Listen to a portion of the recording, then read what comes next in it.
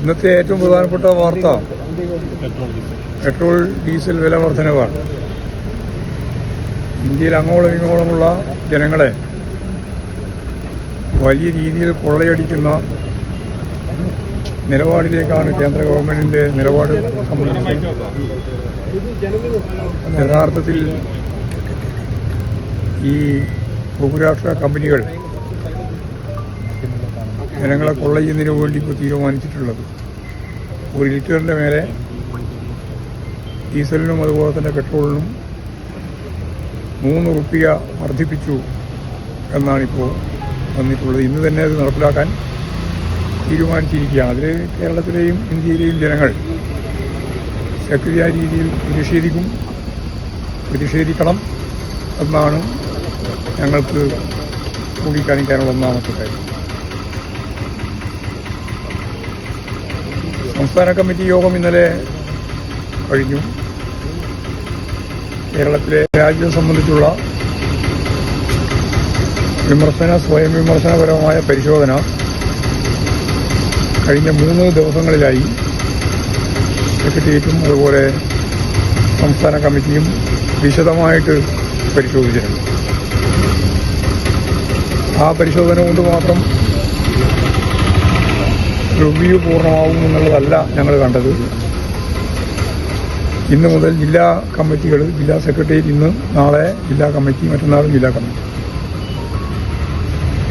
ഈ പരാജയവുമായിട്ട് ബന്ധപ്പെട്ട മുഴുവൻ കാര്യങ്ങളും തുറന്ന ചർച്ച പാർട്ടിക്കകത്ത് നടത്തി കൃത്യമായ കാഴ്ചപ്പാടിലേക്ക് എത്തണം എന്നാണ് ഞങ്ങൾ കണ്ടത്. വലിയ പരാജയമാണ് കേരളത്തിൽ ഇടതുപക്ഷ ജനാധിപത്യ മുന്നണിക്ക് ഉണ്ടായിട്ടുള്ളത്. അതിന് നിരവധി കാരണങ്ങളുണ്ട്.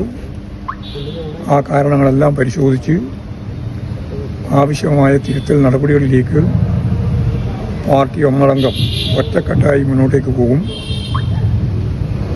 കേരളത്തിലെ ഇടതുപക്ഷ സ്വാധീനം ചില മാധ്യമങ്ങൾ പറയുന്നത് പോലെ അതിൻ്റെ അവസാനത്തിലേക്ക് എത്തിയിരിക്കുന്നു എന്ന് പറയുന്നതിനോടൊന്നും ഞങ്ങൾക്ക് യോജിപ്പില്ല.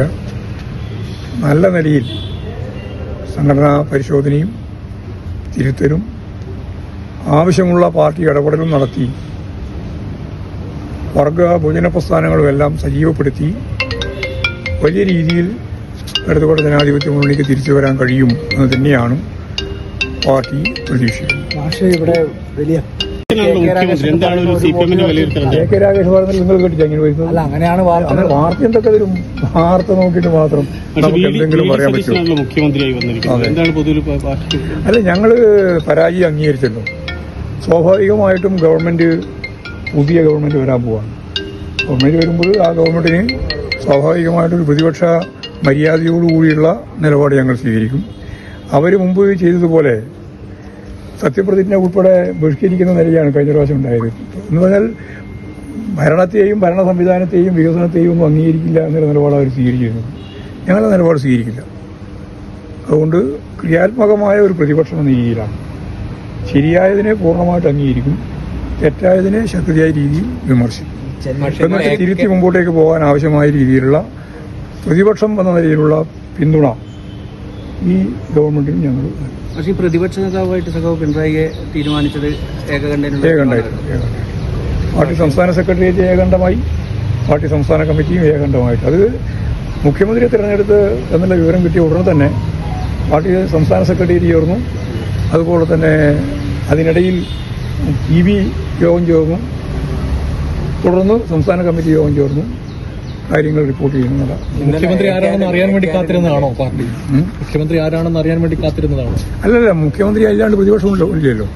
ഇനിവരെ ഗവൺമെന്റ് ജീവിക്കുന്നില്ല, പിന്നെ എന്തിനാ പ്രതിപക്ഷം? അല്ല, പറഞ്ഞ മനസ്സിലായില്ലേ? അതായത് വന്നപ്പോൾ തന്നെ പ്രതിപക്ഷം വരും, പ്രതിപക്ഷ നേതാവ് വരും. നോക്കിയിട്ടിരുന്നു.